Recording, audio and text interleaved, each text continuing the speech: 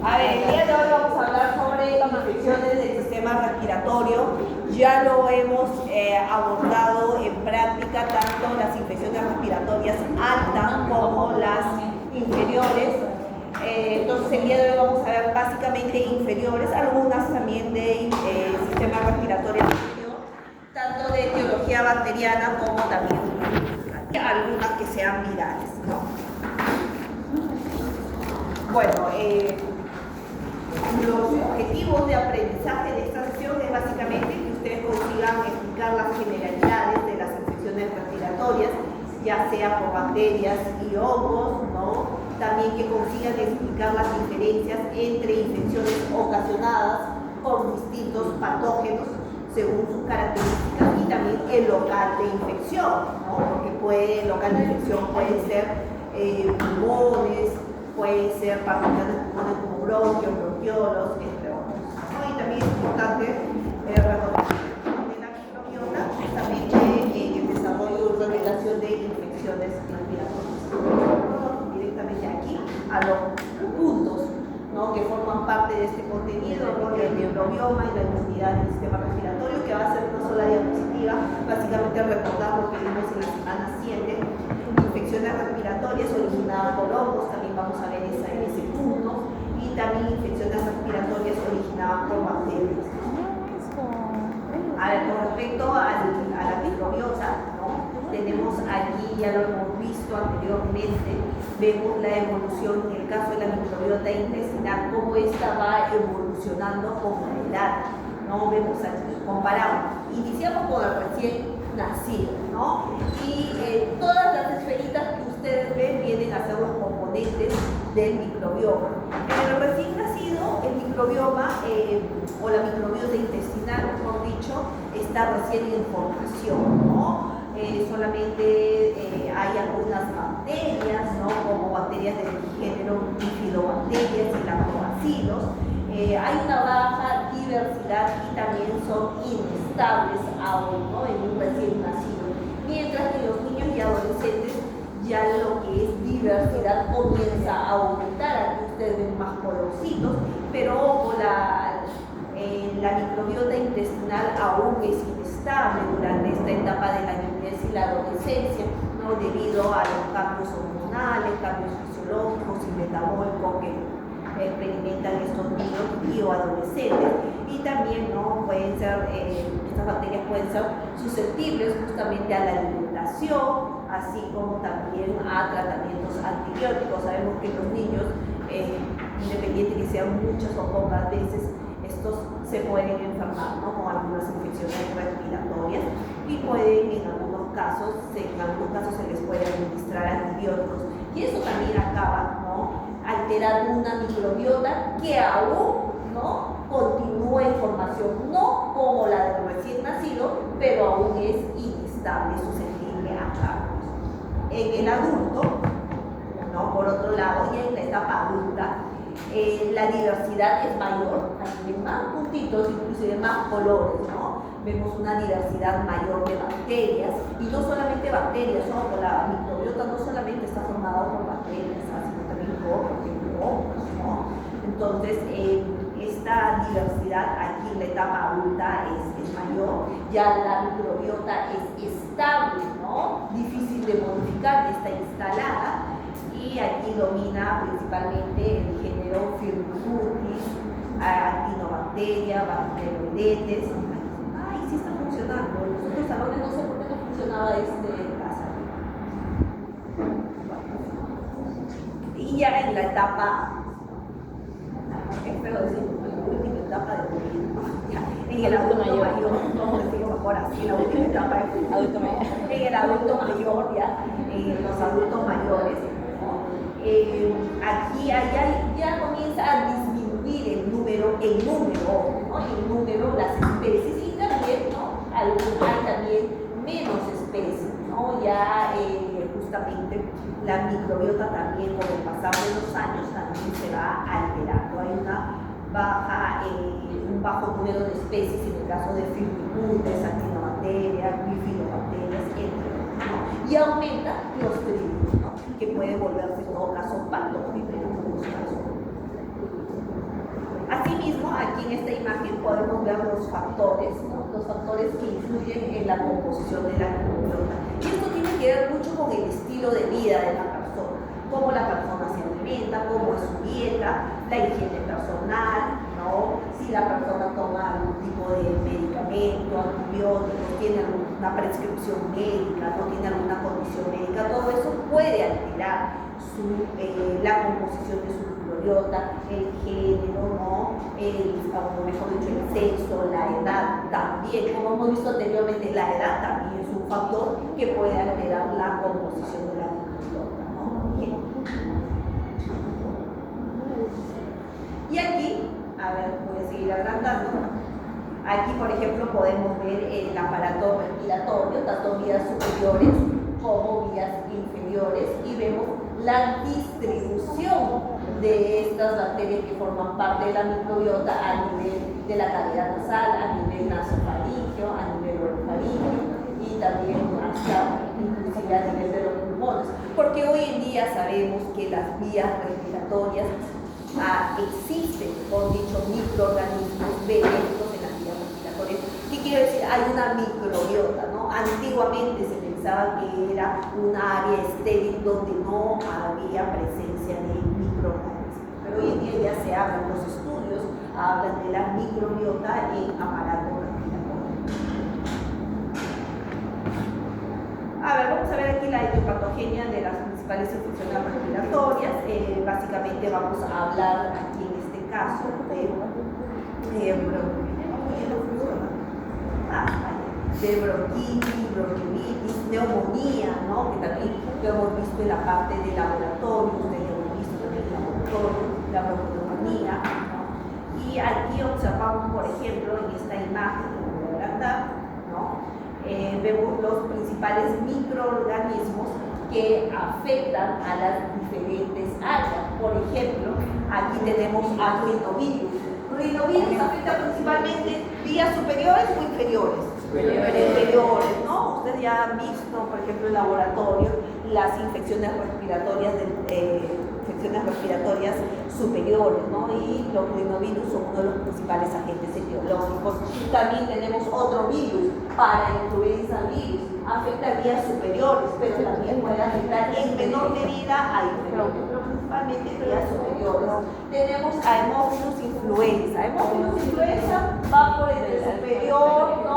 E inferior. La influenza, si bien es cierto, afecta principalmente a vías superiores, ¿no? Nasofaringe, ¿no? Y todas estas estructuras, pero también puede desencadenar una neumonía, que también afecta entonces a vías inferiores.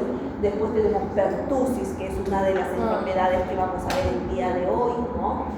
Y tenemos también a virus sincitial respiratorio, que es uno de los principales causantes de ¿qué? De bronquiolitis en niños, ¿no? Entonces ahí estaríamos hablando de vías respiratorias inferiores, en el caso de virus respiratorio sincitial.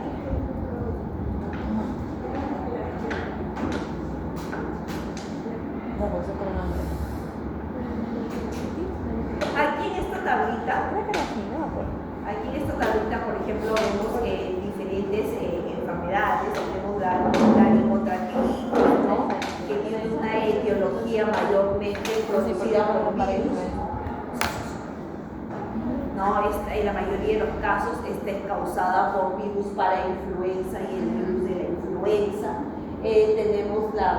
Tenemos aquí bronquitis aguda, ¿no? Que básicamente en este tipo de infección se produce una inflamación a nivel de los bronquios. La etiología puede ser viral o bacteriana. También se puede producir en pacientes que fuman, fumantes, puede desencadenar una bronquitis. Entonces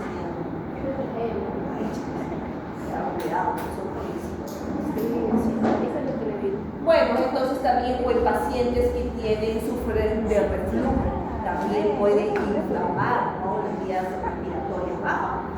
También tenemos a la bronquiolitis, por ejemplo, ¿no? Habíamos hablado que generalmente esta es una infección bastante frecuente en niños menores de 2 años. Inclusive hay una diapositiva en referente a bronquiolitis. causada principalmente por qué virus. La bronquiolitis es producida por virus, pero hay uno que es el que produce mayor frecuencia bronquiolitis. No cabe decir que nadie para influenza. Virus sincitial respiratorio. No es el único, pero es el con más frecuencia produce bronquiolitis. También tenemos la parainfluenza, por ejemplo, otro virus, ¿no? Pero en menor porcentaje. La influenza también, ¿no? Puede estar asociada a bronquiolitis. Tenemos la neumonía, también aquí podemos ver neumonía, y habíamos visto, o bueno, ya en práctica ustedes han hablado sobre neumonía adquirida en la comunidad, ¿no? El famoso típico y atípico. Tenemos la neumonía intrahospitalaria y la neumonía por aspiración. La neumonía adquirida en la comunidad es la que se puede adquirir cualquiera de nosotros acá afuera. La intrahospitalaria, el mismo nombre lo está indicando en el hospital. Y la neumonía aspirativa por algún problema de microaspiración. Ahí no quiero subir esto. Después tenemos, así como hay una bronquitis aguda aquí, ¿no? Donde hay una inflamación de los bronquiolos por una causa viral o bacteriana, también se puede producir una bronquitis crónica cuando hay tos, cuando hay producción de esputo por más de 3 meses. ¿Ya? Entonces, cuando ya hay estos síntomas frecuentes, diarios, por más de 3 meses, ya estaríamos, ¿no? Probablemente, se tiene que hacer exámenes, ¿no? Pero probablemente estaremos hablando de una bronquitis crónica que está relacionada justamente con pacientes que fuman, por ejemplo, ¿no? O con alguna infección viral que tiene episodios exacerbados. Y aquí el epiema, tal vez el epiema de todo lo que hemos visto, para ustedes es conocido: una laringotraqueinitis, una bronquitis, una bronquiolitis, neumonía, ni qué decirlo, ¿no? Y el epiema, ¿qué es el epiema? Tal vez ahí está lo nuevo, ahí de esa tabla. ¿Alguien escuchó hablar de epiema? Vamos a ver qué es el epiema, ¿no? El epiema viene a ser la acumulación justamente de pus, cavidad pleural. Y este suele estar asociado a neumonías. ¿Ya? Entonces, este es causado por una infección que se va a propagar desde el pulmón y se conduce a una acumulación de pus en el espacio pleural. Ojo, si bien es cierto, mayormente está asociado a neumonía, también puede estar asociado a abscesos pulmonares, también, ¿no? Cirugía torácica, inclusive tuberculosis o algún tipo de trauma. Aquí ahora vamos a comenzar con neumonía. En este caso tenemos aquí a la neumonía adquirida en la comunidad y tenemos dos tipos de neumonía adquirida en la comunidad: la típica y la atípica, ¿no? La típica, a ver chicos, atención, ustedes ya lo han visto en el laboratorio, quiero recordar, ya, pero no se me distraigan. A ver, la neumonía típica es producida principalmente ¿por quién? Por Streptococcus pneumoniae, que es el más frecuente, pero no es el único. Ya tenemos también otras bacterias, como por ejemplo Haemophilus influenza. Esta es detectable, se puede hacer un examen directo y se hace una tinción de Gram. Cuando hablo de examen directo, me estoy refiriendo a una visualización microscópica. Entonces, podemos hacer una tinción de Gram y lo observamos en el microscopio, ¿no? Se puede también cultivar en medios de cultivo estándar, mientras que una neumonía atípica, ¿no? Uno de los principales agentes etiológicos es esa bacteria, el Mycoplasma pneumoniae. Y esta bacteria de aquí tenía una particularidad. ¿Alguien recuerda? Mycoplasma. No tiene pared celular. Son bastante pequeñas, ¿ya? Y no se observan fácilmente en el microscopio. No se observan, no es ni siquiera que no se observa fácilmente. No se pueden observar en el microscopio, ¿ya? Entonces, en ese caso, no es factible hacer una tinción de Gram. Si no tiene pared celular, ¿qué le vas a hacer tinción de Gram? No tiene sentido. Entonces, con Mycoplasma, por ejemplo, que es una bacteria que no tiene pared celular, no se podría hacer una tinción de Gram. Ojo, no es la única bacteria que produce una neumonía típica. Tenemos también a Clamidia, a Legionella. Y estas bacterias, bueno, en este caso estas se pueden cultivar en un medio de cultivo estándar, ¿no? Aquí vemos, de acuerdo a la edad, la neumonía, esta infección de acuerdo a la edad y el agente etiológico, bacteriano o viral, ¿no?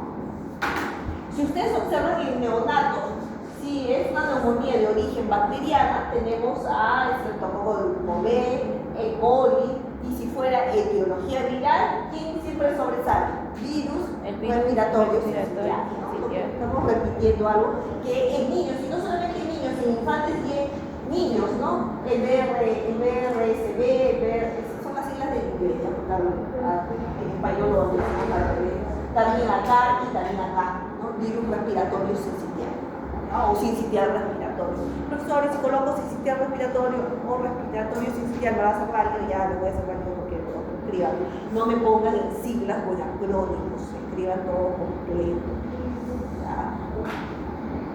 Entonces, aquí vemos claramente que cuando es una neumonía viral en niños, en infantes niños, el que prevalece más es el virus respiratorio sincitial.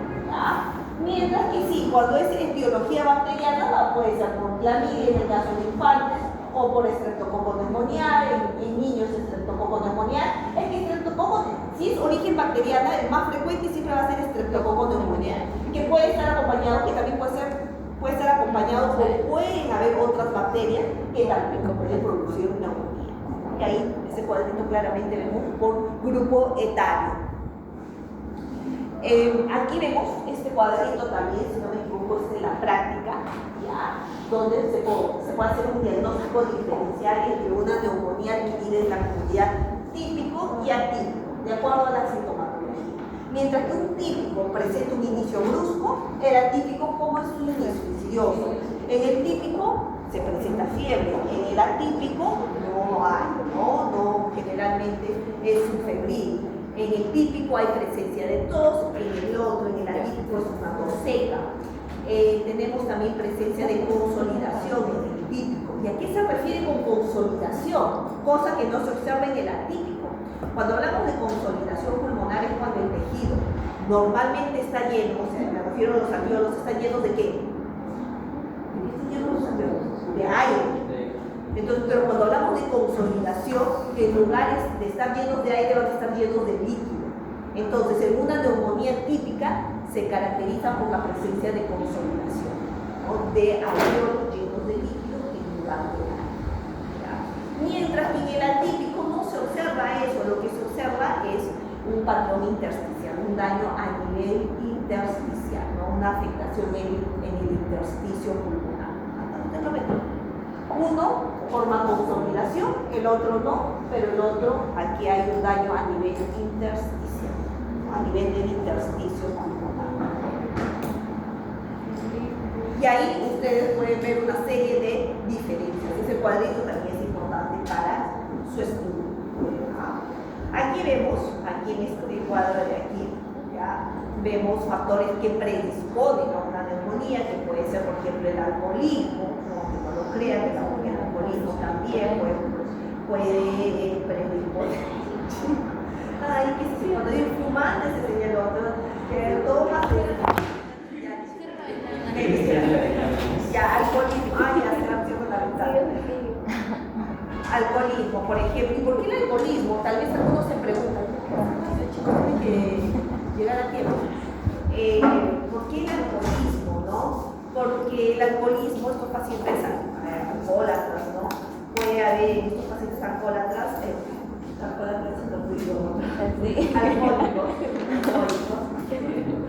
puede haber una disminución en estos pacientes que son alcohólicos, puede haber una disminución del reflejo de la tos. Sabemos que la tos es importante para la expulsión justamente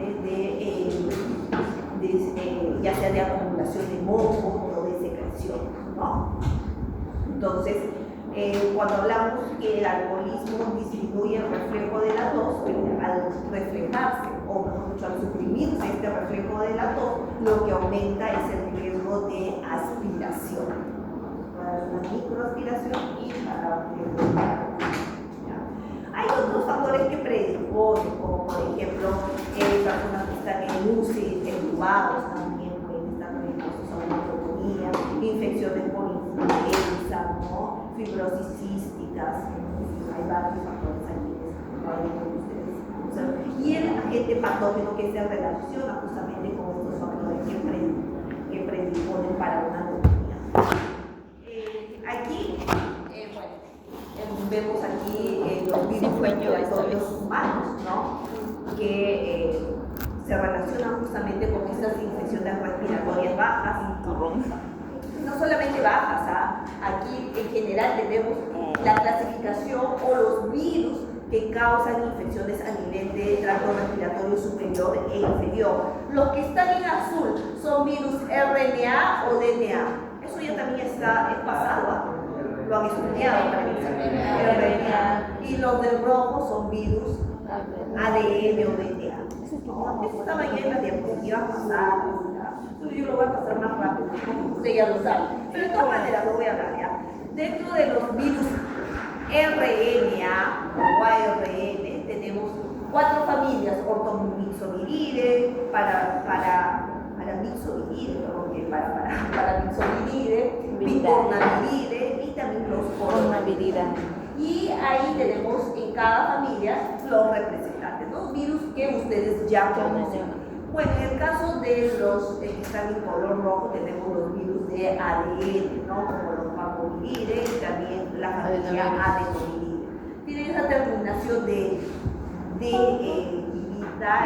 o sea, AE, la pronunciación siempre se pronuncia como D, porque son familia, es la familia de los virus. A ver, vamos a hablar un poquito de bronquitis aguda, que es una infección del tracto respiratorio inferior, básicamente afecta, ¿no?, a nivel de bronquios. La causa en un 60% es viral, 60% es viral, producida por qué virus, virus de la influenza, el rinovirus y el virus sincitial respiratorio. Muy bien.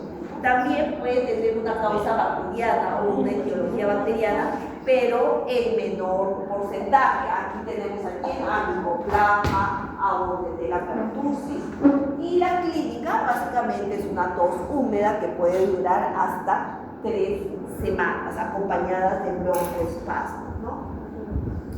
Las pruebas microbiológicas en este tipo de infección usualmente no se recomiendan. Y cuando hablamos de prueba microbiológica me refiero a un grano, a un cultivo. ¿Por qué, chicos? Porque si mayormente es viral, ¿qué le vas a hacer grano, pues? Entonces no tiene sentido hacer un grano o un cultivo bacteriológico, porque generalmente es viral. Entonces no se estila, usualmente no se le hace ninguna prueba. Es por la clínica del paciente.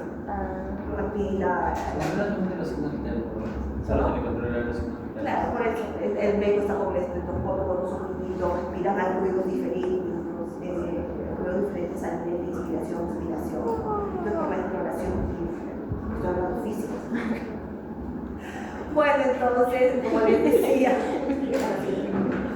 bueno, al ser predominantemente, al ser esta infección predominantemente viral, no hay necesidad de un tratamiento antibacteriano, entonces se reduce la necesidad también de las pruebas microbiológicas, ¿no? A menos que sea una sospecha de influenza, entonces en esos casos influenza se puede mandar a realizar algún examen inmunológico. Bronquiolitis, en este caso estamos hablando de una infección que es bastante frecuente en niños, como ya lo venía hablando desde el inicio, ¿no?, que implica la inflamación y la obstrucción de los bronquiolos. La causa también es básicamente viral, ¿no? Virus respiratorio sincitial, influenza, por ejemplo. Tenemos rinovirus para influenza, ¿no? Ya está coronavirus. Al igual que el anterior, usualmente no se recomienda prueba microbiológica, ¿no? En un RSV se podría hacer un inmunoensayo, ¿no?, un inmunodiagnóstico o una prueba molecular, en todo caso. Sí, puede ser un inmunoensayo. Aquí ya pasamos a las neumonías de etiología fúngica. Habíamos estado hablando de estas neumonías de etiología. Neumonías, no solamente neumonías, sino también vimos otras infecciones como la bronquiolitis, la bronquitis, que podían tener, en el caso de estas dos últimas, generalmente eran virales, ¿no?, la bronquitis y la bronquiolitis. En neumonías sí hemos visto más que todo bacterias. Bueno, en el caso de fúngica, valga la redundancia, el patógeno va a ser un hongo, ¿no? Un hongo patógeno, y aquí ustedes ven esta tablita. Estos hongos pueden ser Pneumocystis gynovesis, Cryptococcus neoformans, Histoplasma capsulatum, Aspergillus fumigatus, Blastomyces dermatitis, ¿no? Y vemos aquí el porcentaje de letalidad. El que es más letal es el Pneumocystis gynovesis, ¿no? Y los otros están en menor porcentaje.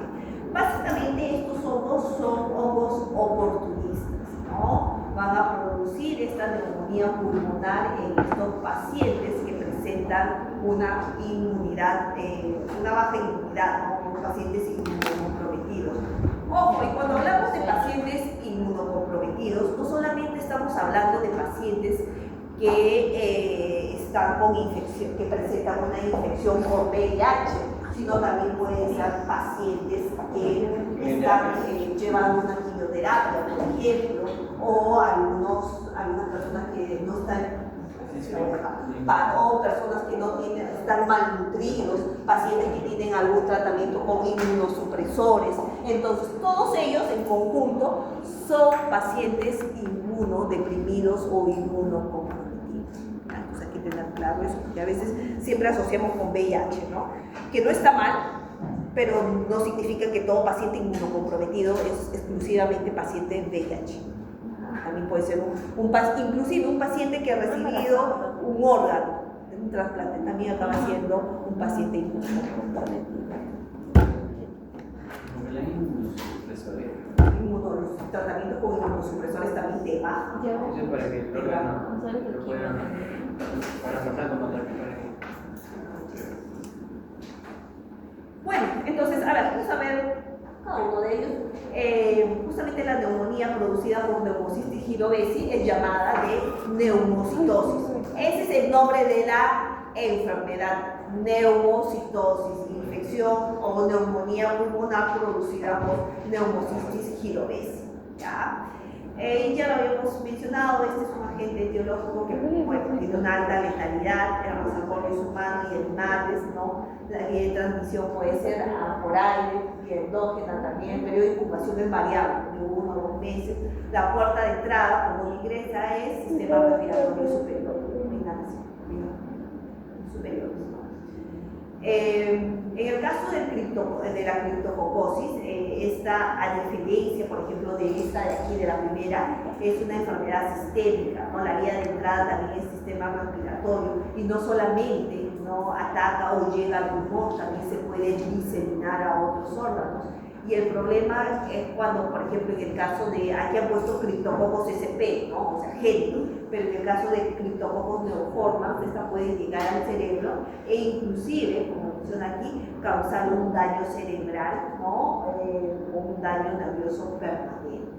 También puede producir, infección no solamente a nivel de pulmón, sino que era sistémica, también a nivel de piel, infecciones de piel, aquí ustedes observan, ¿no? Algunas infecciones aquí a nivel de piel, ¿no? Es, una vez inhalado, se puede localizarse en diferentes órganos, no solamente en el pulmón. Y se puede encontrar, por ejemplo, en las excretas de las palomas, ¿no? Cuando las aves. Cuando es neoformans, generalmente se excreta en la excreta de las palomas, ¿no?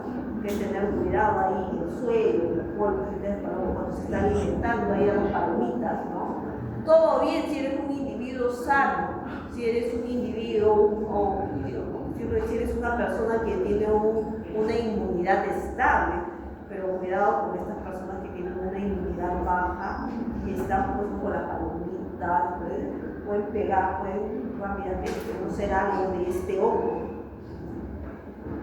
A ver, otra neumonía pulmonar de tipo fúngica, aquí tenemos la aspergilosis, es el nombre de la enfermedad, ¿no? Una aspergilosis producida por qué hongo, ya te ayuda, ¿no? Aspergillus, el nombre de la enfermedad ya te ayuda, Aspergillus. Y el más frecuente tenemos el Aspergillus fumigatus. Este es el hongo más frecuente que produce aspergilosis o una neumonía pulmonar fúngica. También hay otras especies de de Aspergillus, que son potenciales patógenos como Aspergillus flavus, Aspergillus niger, Aspergillus minulax, ¿no? O terrens, ¿no?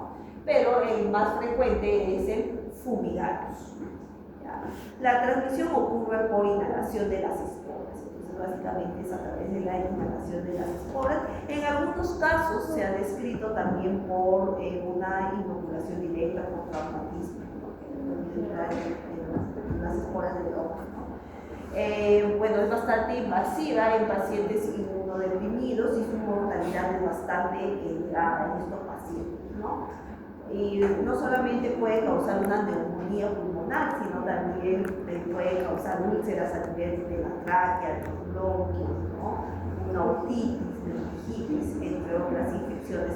Aquí, por ejemplo, podemos observar la formación de un aspergiloma que viene a ser un cúmulo de hongos que coloniza justamente las cicatrices pulmonares sanas, ¿no? Hay unas cicatrices que pueden haber quedado en una neumonía, justo ahí se instala el hongo y forma una especie de masa, ¿no? Como sus hifas, y forma esta masa denominada aspergiloma.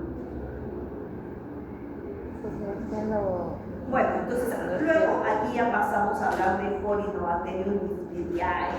A ver, ¿qué grupo acá hizo Girio 1? Que se habló de Corynebacterium diphtheriae en práctica.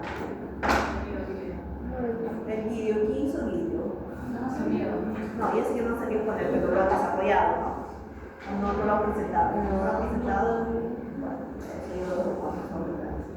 pero ni siquiera han buscado, ni siquiera una cosa es no presentarlo, otra cosa es, bueno, lo hemos estado haciendo, pero no lo hemos presentado. No, ni siquiera lo han hecho, chicos, yo me estoy preocupando. ¿Cómo? No lo enviaron. Ah, no lo envió el profe. Ay, bueno, entonces. Bueno, entonces en el Corynebacterium diphtheriae es una bacteria, también conocido como bacilo de Kleefshofer. Vamos a tratar como Corynebacterium diphtheriae. Antiguamente se le llamaba bacilo de Kleefshofer. Y este va a producir ¿qué enfermedad? La difteria. Hoy en día tenemos vacunas, menos mal, contra la difteria. Difteria, pertussis, que te protege. También vamos a hablar de pertussis después de difteria. Bueno, entonces comencemos hablando de Corynebacterium diphtheriae, el cual es causante o acaba produciendo esta enfermedad llamada difteria. Esta bacteria es un gram positivo, catalasa positiva. Ahí están las generalidades de esta bacteria, ¿no? Aeróbico, no móvil. Y aquí hay algo particular. Dice, se agrupan en forma de L o B. No es que la bacteria tenga forma de una L, sino que las bacterias se van a agrupar de tal forma que miren, forman una L. Pueden formar una B. Entonces están agrupaditas, forman grupitos y tienen esa forma de L, de una B, ¿no? Inclusive hasta pueden parecer letras chinas. ¿Y por qué se unen? Es la formación de las bacterias que se van agrupando, las bacterias, y cuando tú las ves al microscopio, te hace parecer una L, ¿no? Parece que fuera una L, pero están agrupadas. Así, por ejemplo, hemos visto ya que hay bacterias que se agrupan en racimos, en cadenas, ¿no? Estas se van agrupando juntitas y van formando una L, pero no es que la bacteria tenga forma de L. De forma, es cómo se van a agrupar.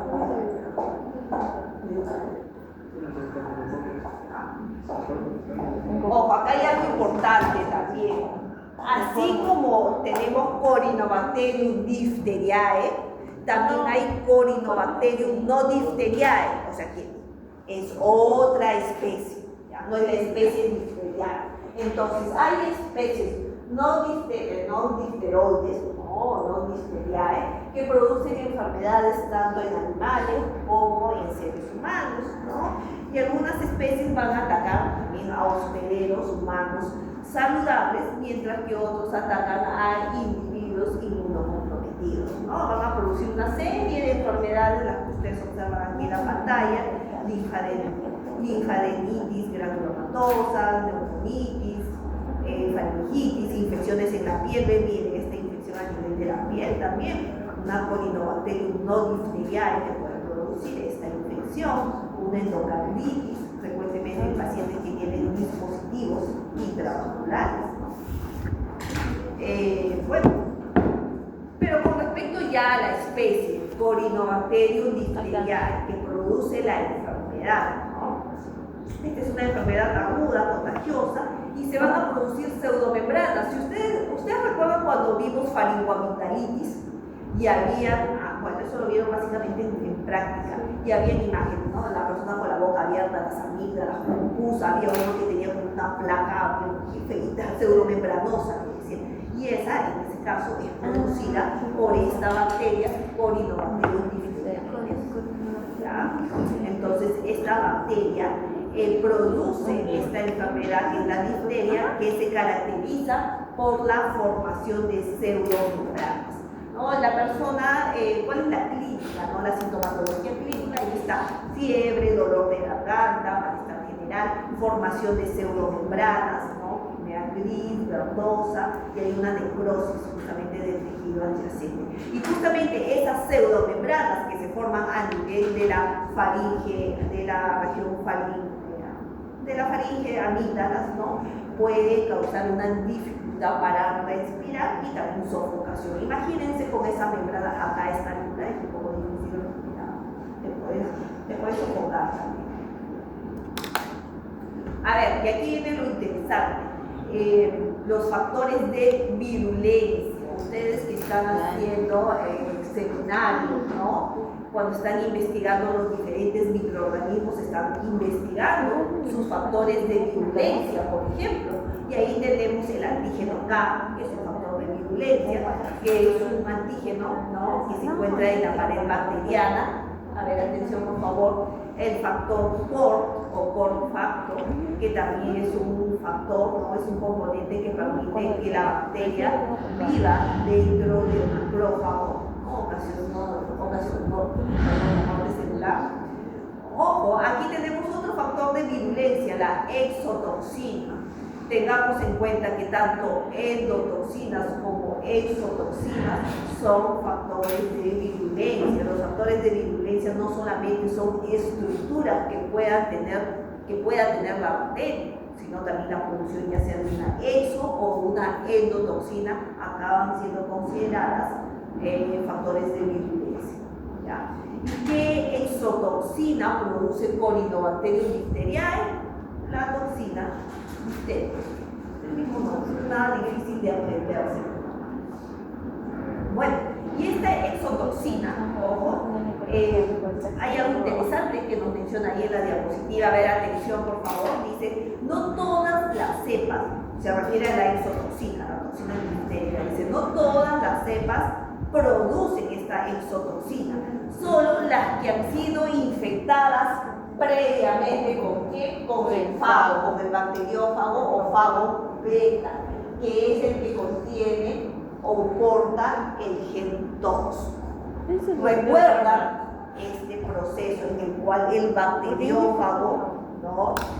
Infecta a una bacteria, ¿cómo se llama? Transducción. Creo que es en el examen lo puse más. Sí, ¿no? Sí, transducción. sí, me equivoqué. Bueno, para que nunca te olvides, pues ahora sí ya lo sabes.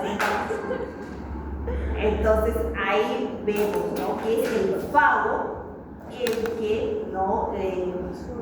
Introduce este material genético a la bacteria, ¿no?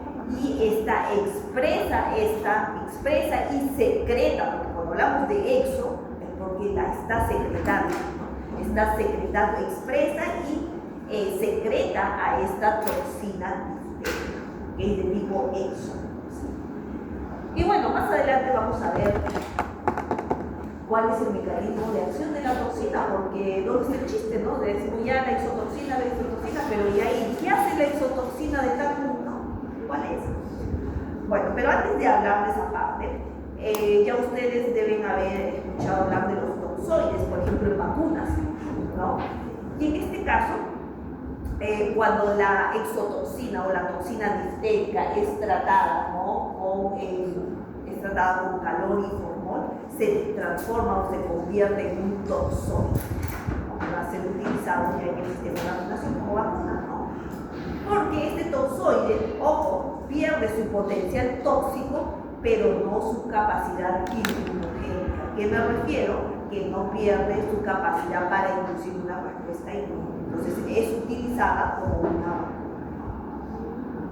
A ver, otro factor de virulencia, tenemos la neuraminidasa, que favorece la colonización, contribuye al edema, necrosis y hemorragia.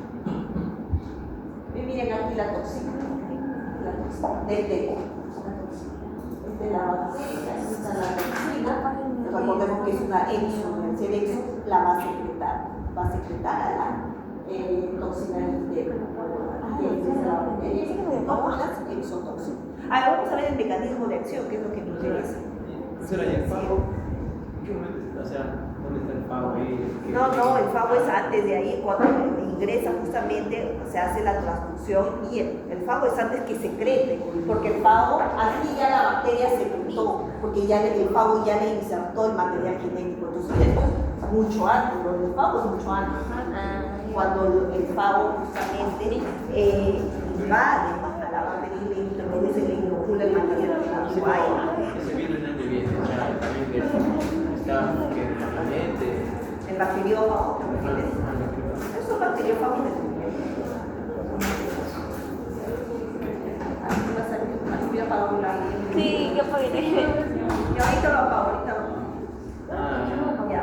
Aquí tenemos el mecanismo de acción de la... A ver, aquí lo que venía a decirles, el mecanismo de acción de la toxina difteria, ¿no? Ya, luego lo prendemos. Un ratito apagamos. El mecanismo... Aquí no lo puedo prender porque brilla, ¿no? Veo que está bastante bien.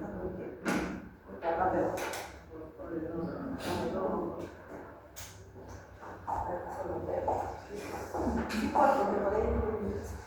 A ver, el mecanismo de acción de la toxina difterica. Ya había explicado, bueno, que esta toxina es una exotoxina que es secretada por esta bacteria, Corynebacterium diftheriae.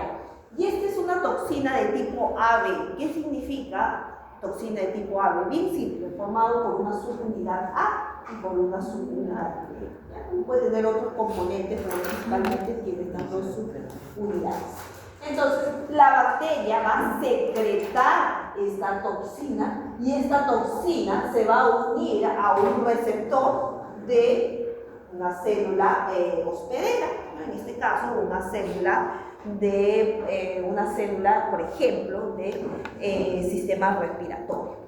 Entonces, el receptor, aquí está el nombre inclusive, ¿no? Tiene una sigla, HBEGF, y aquí está el nombre, ¿no? Factor de crecimiento epidérmico de Paris. Ese es el nombre de la manzana. Entonces, la toxina, no confundan, es la toxina que ha sido secretada por la bacteria. Esta toxina se une al receptor, ¿no?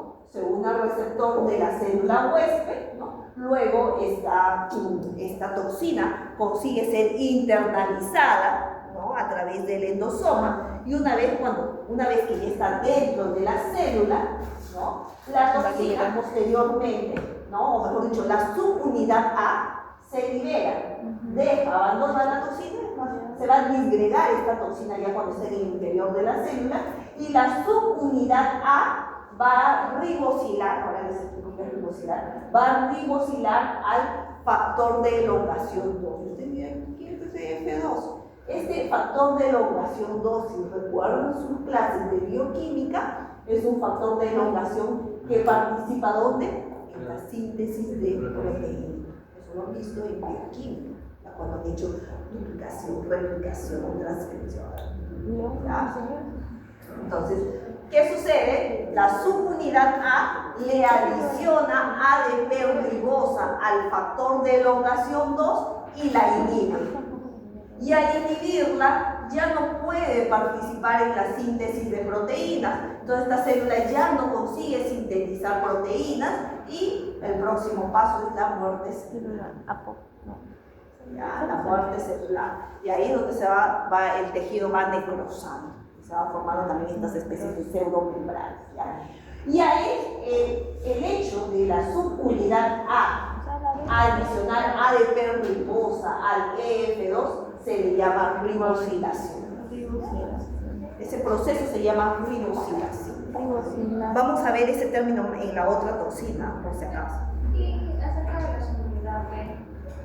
Estas no tienen mayor importancia. Ahorita nos seguimos solamente la subunidad A, que es la tóxica, la subunidad tóxica. La subunidad B participa en el ingreso.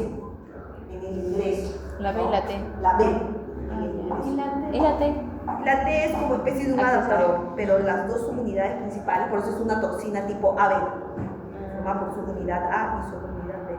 La T y la B. Puede tener otros componentes, pero básicamente tenemos dos subunidades principales. La que tiene el dominio tóxico. ¿Quién tiene el dominio tóxico? La subunidad A. La A es la tóxica.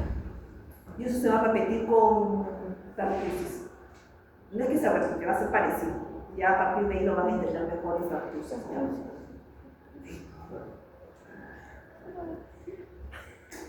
Bueno, aquí tenemos otra, miren, esta es otra imagen que es de otra fuente bibliográfica que explica lo anterior. Aquí, esta fuente, para mí está más bonita esta explicación de aquí que esta de aquí. Sí. Acá igualmente, este es otro autor, ¿no? Se ha extraído esta imagen de otro autor, de otra fuente bibliográfica. Aquí tenemos la toxina intacta, formada por subunidad A, subunidad B, luego el fragmento, por eso les digo, la subunidad B permite que la toxina ingrese a la célula. Luego la subunidad A se disgrega, va a ribosilar al EF2, ¿no? Y va a inactivar a este factor de elongación, inhibe la síntesis de proteína y lo que conlleva la muerte celular. Entonces aquí está lo mismo, pero en otro esquema, ¿no? Pero dice lo mismo. Y aquí, ¿no? Aquí la leyenda nos hace recordar que la EF2 es un factor de elongación esencial para la síntesis de proteínas en células eucariotas. El problema está aquí, que esta toxina inhibe, ¿no? A este nivel, al nivel EF2. Al adicionarle una ADP ribosa. Y usted puede ver aquí, ¿de dónde salió la ADP ribosa? Del NAT, chicos. Del NAT. Por eso les digo, esto ya es bioquímica, esta parte ya es bioquímica. ¿Recuerdan de bioquímica? ¿No? Creo que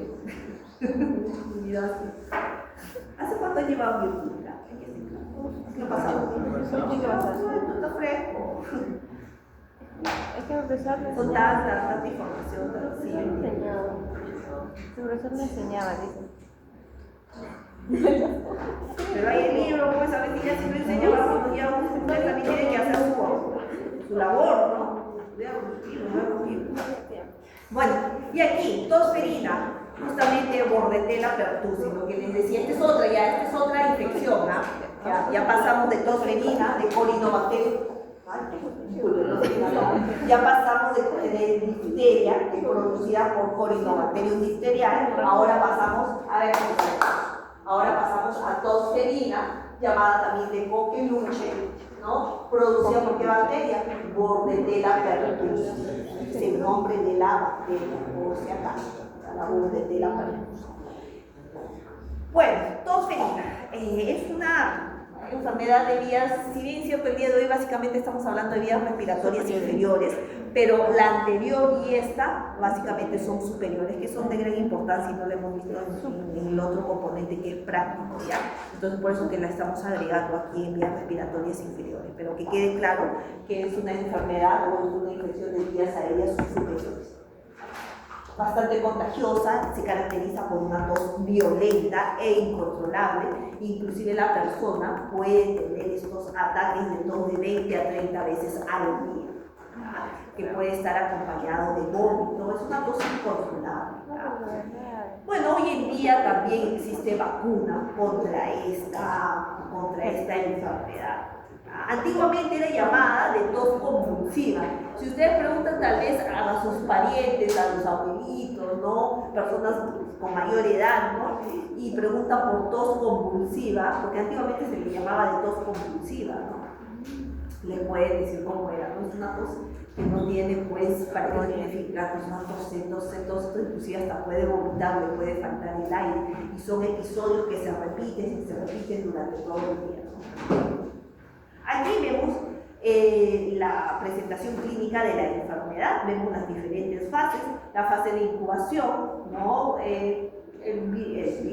La bacteria incuba aproximadamente entre 7 a 10 días, no hay síntomas. La fase catarral, donde la duración es de 1 a 2 semanas, se caracteriza por síntomas como congestión nasal, se puede confundir con un resfriado, tal vez, pero no es así. Rinorrea, estornudos, hay un poco de tos, pero todavía no viene esa tos violenta. La tos violenta viene en la fase paroxística. Pero es más contagiante, contagias más. Sí, pues entre la fase catarral justamente y la fase paroxística, pues porque en la fase paroxística hay más tos, entonces hay más facilidad para contagiar también, porque se está expulsando estas gotículas a través de la tos. ¿Ya? Entonces, ¿y por qué ese nombre, no, de paroxístico? Se refiere a que los síntomas aparecen de forma súbita y de forma intensa. Por eso que ya acá hablamos de una tos repetida, no repetitiva, con mayor estridor, acompañado, puede estar hasta acompañado de vómito, ¿no? Porque es una tos muy fuerte, ¿no? Aquí nos habla de un episodio de tos disneyzante, que quiere decir con ahogo, la persona ya se ahoga, de 20 a 30 episodios por día. Los pacientes presentan entre 20 y 30 episodios por día. Ojo, pues se puede producir en bebés también, ¿ah? En el caso de bebés no va a ser este tipo de tos, no va a haber esta tos violenta, pero lo que sucede es que hay un mayor riesgo de apnea, ¿no? Y eso es peligroso en un bebé, porque si bien cierto no hay esta tos violenta en un bebé de 3 meses, ¿no? Pero hay mayor riesgo de apnea, es decir, se puede suspender la respiración, se ahoga. Y la siguiente fase ya es la convalescencia, ¿no? Ya, que dura de 3 a 4 semanas, es una de las más largas, ¿no? Bueno, para hacer convalescencia de 2 a 3 semanas, y es cierto la paroxística que puede durar de 2 a 4 semanas también. Aquí ya los síntomas van disminuyendo gradualmente, ¿no? Y de forma progresiva. Y acá vemos la parte cultivo bacteriano, ¿no? Hay una mayor probabilidad de encontrarlo en la fase catarral. A ver, los pasos de la infección de la Bordetella pertussis, recuerden, ese es el nombre de la bacteria, del agente patógeno. Primero, la Bordetella se propaga por medio de las gotitas de la saliva, como les decía. Se propaga a través de estas gotitas, la persona enferma comienza a toser, entonces ahí salen las gotitas, ¿no? Y las gotitas ahí con la bacteria pueden ingresar al hospedero, ¿no? Por las fosas nasales, ¿no? Por inhalación. Se adhieren a las células ciliadas de la nasofaringe, ya que estoy entrando por las fosas nasales. Luego se va a adherir a los cilios de las células de la mucosa respiratoria y va a producir toxina. En este caso, la Bordetella pertussis también secreta exotoxinas, ¿ya? Al igual que la Corynebacterium diphtheriae. También es tipo exo, va a secretar, no es endo, ya va a secretar toxinas, ¿no? Y luego ya se produce el inicio de los síntomas de la enfermedad. Pero vamos a ver aquí ahora a la bacteria en sí, sus factores de virulencia, al igual que vimos, ¿no? En la Corynebacterium diphtheriae, acá también tenemos a la Bordetella pertussis y sus factores de virulencia. Ojo, en este caso no solamente produce una exotoxina, aquí tenemos una tablita todavía interesante, la tablita, porque te hace un resumen de las 4 exotoxinas principales, ¿no? Y su efecto. Tenemos, por ejemplo, la toxina pertussis, que es la que vamos a hablar en la siguiente diapositiva, que está implicada en la adhesión y el anclaje a los cilios respiratorios. Después tenemos esta otra exotoxina, que es la de milatociclasa invasiva, citotoxina traqueal y la toxina de amonoclor, ¿no? Bueno, esos no son los únicos factores de virulencia.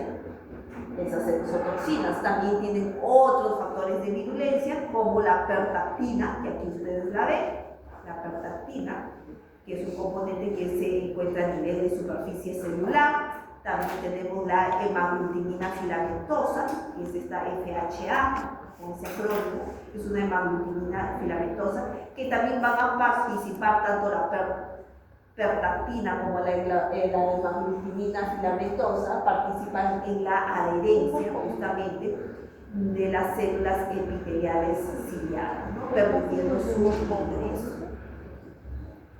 Bueno, también esta bacteria es capaz de unirse a un receptor, al CR3, si ustedes recuerdan, al receptor CR3 que se encuentra en los prófagos.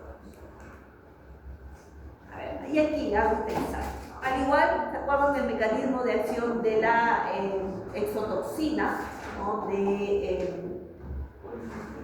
Toxina difterica, ¿no? Ahora vamos a ver el mecanismo de acción de la toxina pertussis. Antes que nada, aquí ustedes observan en este lado de aquí, la toxina pertussis también es una toxina AB, al igual que la anterior, está formada por una subunidad A y una subunidad B. El dominio S1 es el dominio que le da la toxicidad y este dominio S1 se encuentra en qué subunidad, en la subunidad A. Mientras que el dominio S2, 3, 4, 5, ¿no? Que también tienen funciones exactamente se encuentran en la subunidad B. ¿Ya? Y aquí vemos las otras exotoxinas que también producen Bordetella pertussis, ¿no? Con sus características. Pero ahora quiero pasarles a explicar básicamente este gráfico, que es el mecanismo de acción de la toxina pertussis. Bueno, un mecanismo parecido, ¿no? Al anterior. Tenemos aquí a la bacteria, ¿no? Yo sigo con la bacteria, perdón, a la toxina que ha sido secretado por la bacteria, igual el mismo tenemos aquí a la toxina que ya ha sido secretada previamente por la bacteria, ¿no? Entonces, esta toxina se une a un receptor, ¿no? Las células generalmente tienen receptores en la superficie, entonces estas bacterias, ¿no? Ya sean virus, se aprovechan y ellos van a unirse a este receptor. Se une esta toxina, se une al receptor de la célula hospedera, ¿no? Y la subunidad B permite el ingreso. Esta toxina consigue ser internalizada, ¿no? Y para la redundancia, en el interior de esta célula hospedera. Bueno, una vez que es internalizada, es transportada desde el aparato de Golgi hasta el retículo endoplásmico. Y ya en el retículo endoplásmico, la subunidad A se separa de la toxina. Entonces va a disgregar la toxina, nuevamente la subunidad A se separa, ¿no? De la toxina, se va hacia el citoplasma, recuerden que estaba en el retículo endoplasmático, se va hacia el citoplasma, donde va a ribosilar, ya ustedes saben a qué me refiero con ribosilar, va a ribosilar a la proteína G, es decir, le va a transferir ADP ribosa a la proteína G. En el anterior era al factor de locación, aquí es a la proteína G. Ustedes dirán, ¿qué es la proteína G? La proteína G son proteínas de señalización de la célula. ¿Ya? Sirve como señalización para diferentes factores. Entonces, ribosila la proteína G y la proteína G causa la activación continua de otra enzima, la adenilato ciclasa. Y la adenilato ciclasa aumenta la producción de AMP cíclico. ¿Y qué sucede ahora? El AMP cíclico en niveles elevados, en concentraciones elevadas, justamente va a afectar, ¿no? La respuesta celular y también la respuesta inmune. Por ejemplo, bloquea la fagocitosis. Bueno, entonces este acaba siendo una de las razones por las cuales la toxina pertussis causa efectos sistémicos en el cuerpo. Entonces aquí vemos básicamente lo que es el mecanismo, ¿ya? El mecanismo de esta toxina. Bueno, hasta aquí hemos visto entonces, bronquitis, neumonía y estas dos últimas que pertenecen a infecciones de vías respiratorias superiores. Hemos hecho un paréntesis, ¿no? Porque estábamos hablando de infecciones respiratorias inferiores, pero era necesario hablar de estas infecciones, que si bien es cierto, para estas dos últimas, por ejemplo, hay vacunas. ¿Ya? Ahora vamos a pasar a hablar de tuberculosis pulmonar, que también es el tema que se expone en esta semana. ¿Qué es el grupo que expone tuberculosis? No, no quiere decir nada. Prepárense nomás.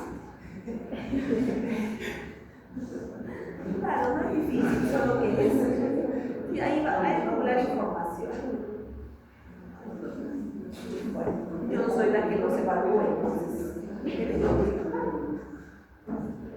Ay, me cansé, chicos, mi esposa. Estoy cansando, ya está gritando desde la mañana. No, me pido que hace tiempo, falta siempre. Ya, vamos. A ver, voy a aprender nuevamente, ya porque un poquito ya se calienta, prendo y apago. Descansa mi voz. A ver, esta imagen también no es nueva para ustedes, esto ustedes lo han visto en práctica, ¿no? Esta diapositiva. Han visto esta, bueno, este es nuevo, este es del librito, ¿no? Bueno, en primer lugar, tuberculosis pulmonar, que es acaba siendo una enfermedad de infección a nivel pulmonar. A ver, chicos, atención, es producida por Mycobacterium tuberculosis. ¿Ya? ¿Cuáles son las características de este microorganismo o de esta bacteria? Bueno, comenzando con pared celular, ¿no? Tiene una característica, presenta un gran porcentaje de ¿qué componente? Ácido micólico. Y la pregunta es, ¿se puede teñir con Gram o no se suele teñir con Gram? No, sino con Sin-Nim se puede teñir. También hay otras, ¿ah? Hay Kin-Jung también, hay otra función Kin-Jung, también auramina, que es más sensible, ¿no? Pero en este caso en auramina se tiene que usar un microscopio de fluorescencia, ¿no? Porque ese es un colorante que vive. Bueno, estas bacterias tienen forma de bacilo, por eso que también se le llama bacilo de Koch, por el investigador que la descubrió, pero tiene forma bacilar, alargada, ¿no? Es circulada, aerobistrito, se desarrolla entre 35 a 37 grados. Ojo, se puede cultivar aquí, a ver, atención, en estos medios de cultivo, mide el 7H10, 7H11, también en caldo, Lowenstein de Jensen. Y ojo, el cultivo de esta bacteria es bastante demorado. Se puede demorar hasta 8 semanas en crecer. ¿Ya? No necesariamente las 8 semanas, digo hasta 8 semanas, ¿no? De 3 a 8 semanas. Es demorado, es demorado.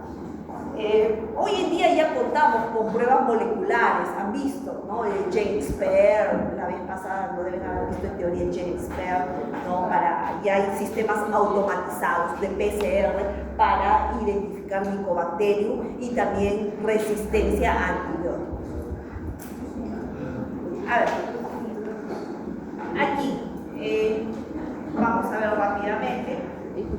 Aquí esto es importante. Tenemos aquí tuberculosis primaria y tuberculosis secundaria. La tuberculosis primaria comienza cuando una persona, bueno, cualquier persona, ¿no? Estamos en la calle, aquí tal vez, ¿no? Acabamos inhalando gotículas contaminadas que contienen a la bacteria. La acabamos inhalando, ¿no? Esta bacteria llega al pulmón. Llega al pulmón, se instala en una determinada zona del pulmón, ¿no? En una determinada área del parénquima pulmonar, produce una inflamación, ¿no? Y luego, después de esta respuesta local a nivel del parénquima, puede viajar hacia los ganglios, ¿no? Que están justamente, puede viajar hacia los ganglios linfáticos que están, ¿no? Cerca de los pulmones, y ahí también van a producir una respuesta inflamatoria. Entonces, el conjunto del foco pulmonar al inicio, cuando la bacteria entró, llegó al pulmón, ¿no? Se produjo una inflamación, y luego recuerda que la bacteria luego también iba para nódulos linfáticos, ¿no? Que están cerca del pulmón, alrededor del pulmón. Entonces, este conjunto de foco pulmonar inflamado y de ganglios linfáticos inflamados forman lo que se llama el complejo de Gong.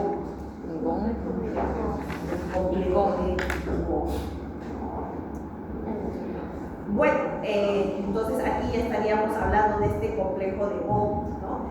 Y en la mayoría de los casos, en más del 90% de los casos, ¿no? El sistema inmunológico es capaz de controlar la infección, ¿no? En esta fase, lo que puede llevar a calcificar este complejo de Bohr, ¿no? Porque acá el sistema inmunológico acaba controlando y no permite, ¿no?, que la bacteria se continúe diseminando. Pueden formar granulomas, el complejo de Bohr se puede calcificar, por ejemplo, ¿no? Y al final la infección se vuelve inactiva. Pero al hablar que se vuelve inactiva no significa necesariamente que la bacteria fue eliminada, puede permanecer en forma latente. Eso ustedes también lo están viendo en fisiopato, si no me equivoco, ¿no? ¿Están llevando fisiopato? ¿Ven bien? No. ¿No están llevando o no están viendo? No estamos llevando ni viendo. ¿Sí? Mejor que hayan hecho su selección. Como les decía, entonces, una cosa es que la bacteria ya no progresó, por ejemplo, no progresó y se encuentra atrapado en el granuloma, entonces está en forma latente. Pero, ¿qué sucede? Al encontrarse en forma latente, puede permanecer así por meses, por años o por toda la vida. Y la persona está sin síntomas, no es contagiosa, está haciendo su vida normal. Pero ¿qué sucede si el sistema inmune de esta persona disminuye, baja? Esta bacteria latente se puede reactivar y ahí sí puede hacer una tuberculosis pulmonar activa. De lo que estaba latente puede pasar a la forma activa. ¿Ya? Si bien es cierto, como les decía, en un primer inicio la persona se puede contagiar, ¿no? El sistema inmune lo consigue controlar, inclusive forma granulomas. Ya hemos visto granulomas, por eso que no estoy entrando mucho en el detalle del granuloma, aunque más adelante hay una foto de granuloma, ¿no? El granuloma va a impedir que la bacteria pueda migrar hacia otros lugares como una barrera de contención. Bueno, por otro lado, como les decía, este es en el 90% de los casos. El sistema, ¿qué quiero decir en resumen? El sistema inmunológico lo consigue controlar. Bien lo elimina o bien lo mantiene latente. Y la persona continúa con su vida. No es infecciosa, no presenta sintomatología, pero ojo, si por X motivo la persona se hace un examen y se consigue determinar que tiene una tuberculosis latente, sí necesita de tratamiento. El hecho de que la persona tenga una tuberculosis latente en el que no presenta síntomas ni es contagiosa, no significa que no necesite tratamiento. Sí necesita tratamiento justamente como prevención. Porque está latente ahí. Hasta el final de tu día ya no se activó, pero siempre hay una posibilidad que se pueda activar si tu sistema inmunológico se deprime, se decae. Entonces, si la persona se llega a enterar por algún motivo, hicieron un chequeo, o sea, un examen y salió que tiene TB latente, va a tratamiento. Bueno, aquí tenemos también un 10%, nos habla de un 10%, y aquí se refiere a con ese 10%, no entiendo. Es que, ¿qué sucede? ¿No? Menos del 10%, o mejor dicho, las personas que tienen el sistema inmune deprimido, en este caso, ellos sí van a desarrollar propiamente la enfermedad. No como aquí, que en el 90% de los casos el sistema inmune lo consigue controlar. Ya sea eliminándolo o ya sea manteniéndolo de forma latente, pero lo consigue controlar. En cambio, un 10% de los casos, por ejemplo, aquí están los pacientes inmunocomprometidos, ellos sí desarrollan la enfermedad, ¿no? Inclusive, ¿no?, esta enfermedad puede progresar.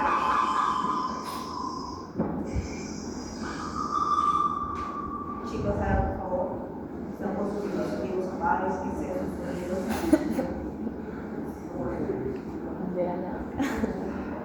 A ver, bueno, como les decía, en el 10% de los casos, ¿no? Sobre todo en pacientes que son inmunocomprometidos, la enfermedad se activa, no se controla, no se puede controlar y va a progresar. E inclusive se puede diseminar, ¿no? Y puede ir hacia otros órganos fuera del pulmón, y ahí, ¿cómo se llama ese tipo de tuberculosis cuando sale del pulmón?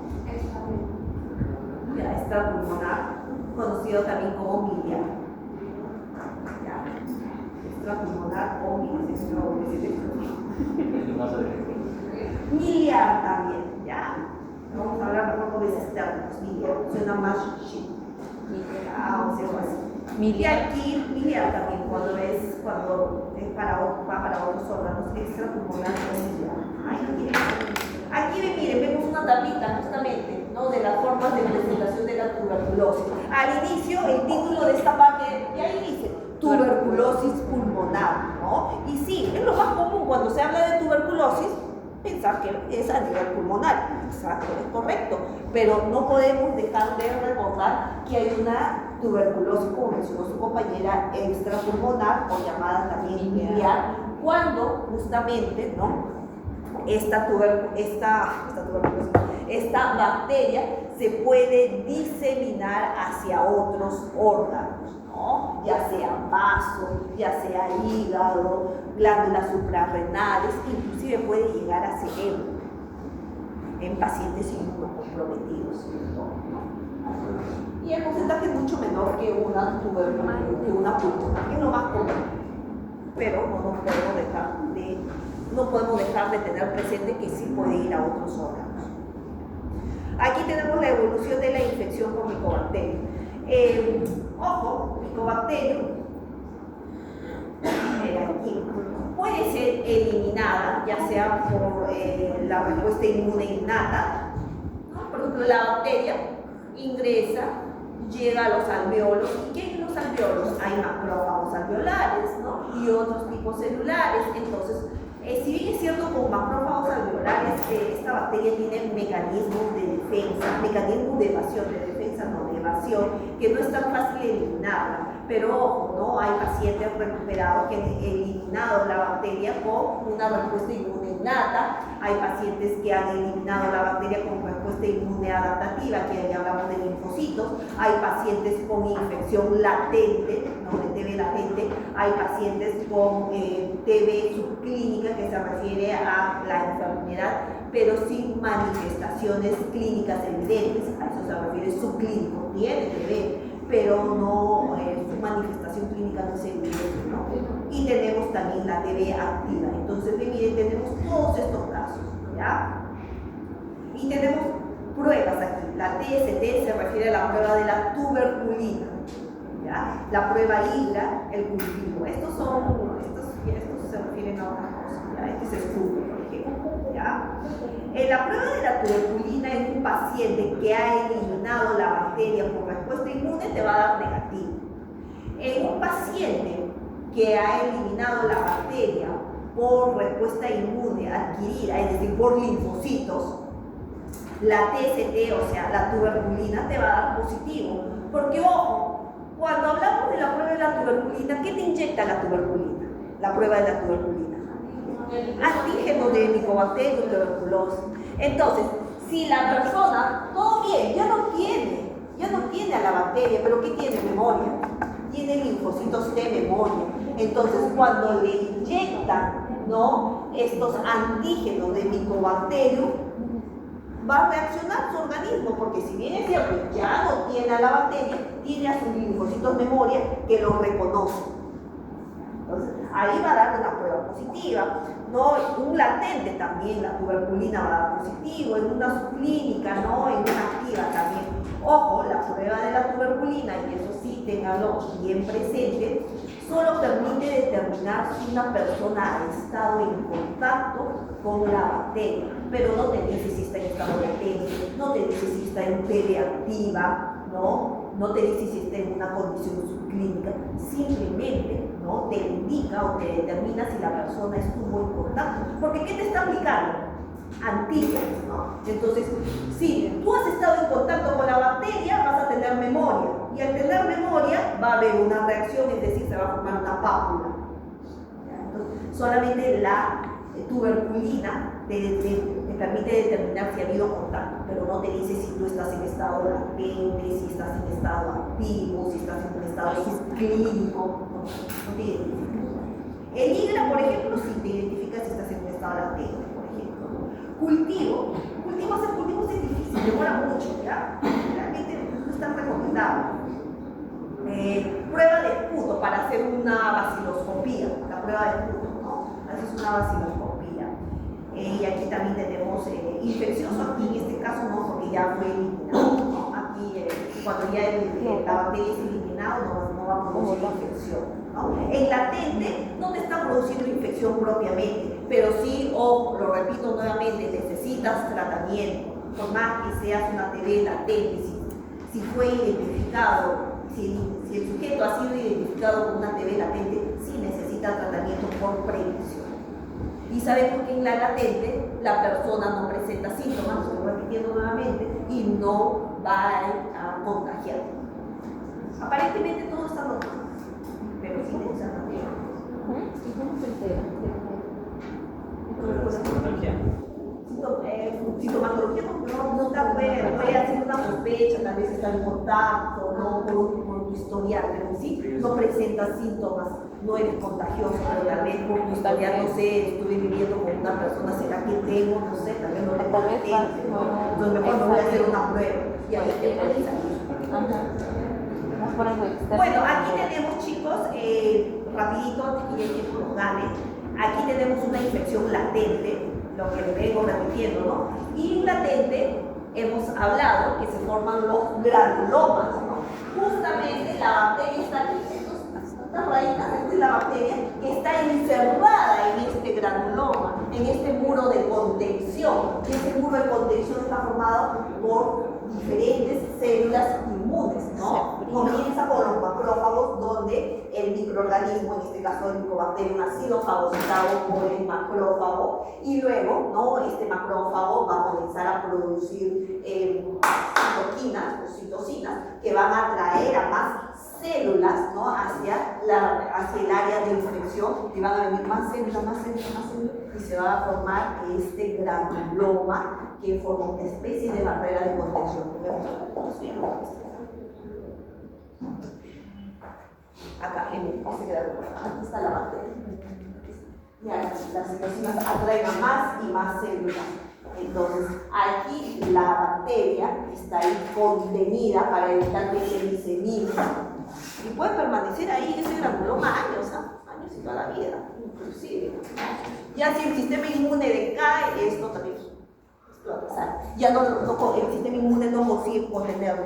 Y eso lo vemos acá. Ven, miren, aquí está el granuloma en una fase latente, y aquí tenemos en una activa, en una enfermedad activa. Aquí vemos que el granuloma, el sistema inmune ya no consigue contener, ¿no? Y ya, como que se lisa, vamos a decirlo así, y ya la bacteria sale. Y ahí ya se progresa la enfermedad nuevamente. Aquí vemos la formación de los granulomas, ¿no? Que les decía.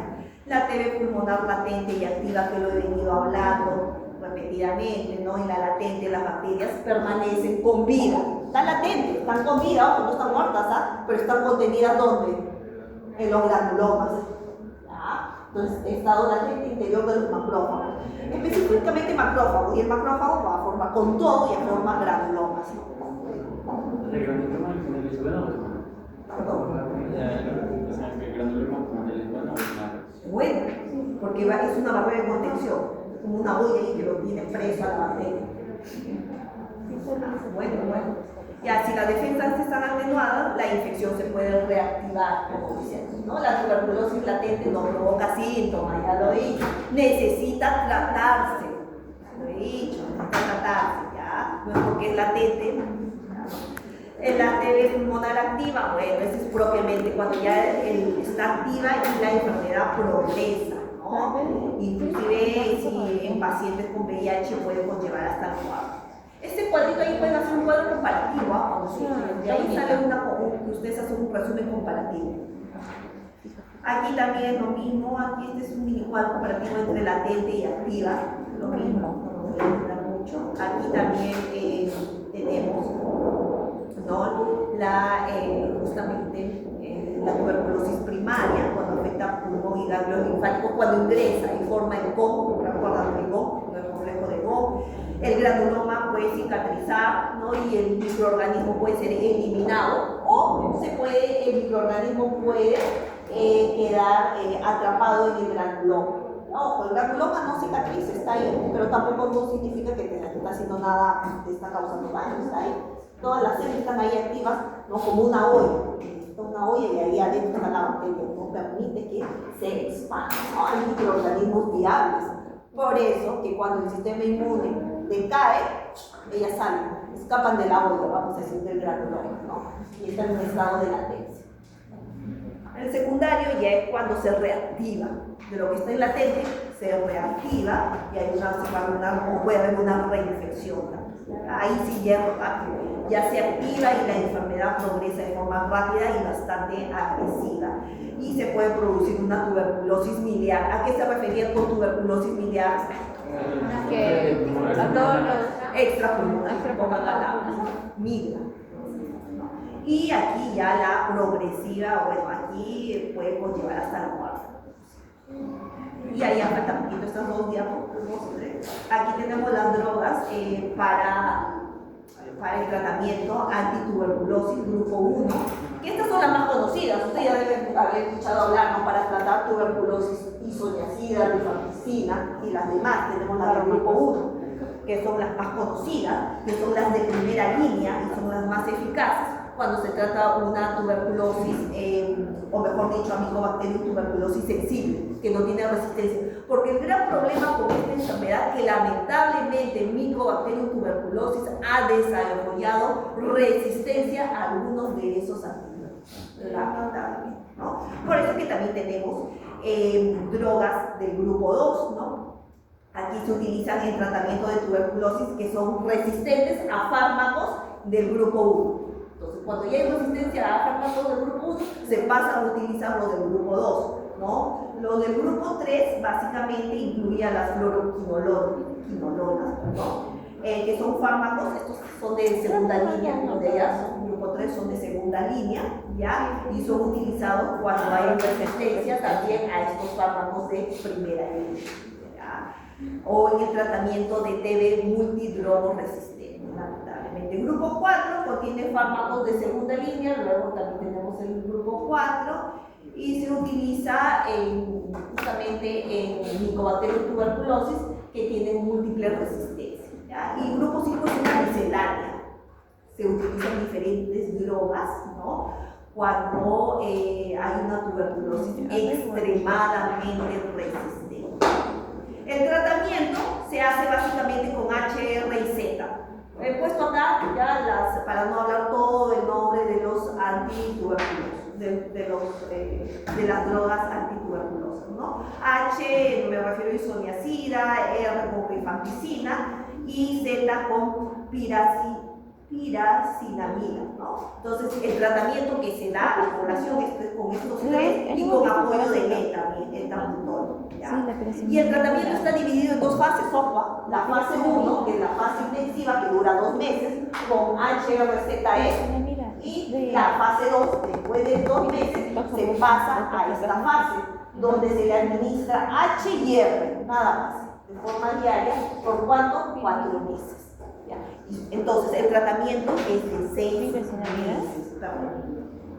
Aquí es lo importante. El tratamiento es de 6 meses. En la fase intensiva, el objetivo es reducir rápidamente la población bacteriana, ¿ya? Por eso que hay 4 drogas que se utilizan, ¿no? Entonces, ese es su objetivo, reducir la cantidad de bacterias activas. Y en la fase de consolidación, que es la segunda fase, ojo, escuche, el objetivo es eliminar cualquier resquicio de bacterias. Por eso que ahí ya se utilizan 2 drogas solamente, ¿ya? Entonces, esta es la fase con eso consolidas el tratamiento. ¿Cuál era la fase A? La fase primera. La fase A. Sí, o sea. La fase intensiva. Ajá, ¿cuál era el objetivo? El objetivo era disminuir la población de las bacterias y aquí acabar con cualquier resto de bacterias, vamos a decir. Por eso que esta dura, si bien es cierto, dura 2 meses, pero ven que 4 drogas. 4 drogas que la persona tiene que tomar.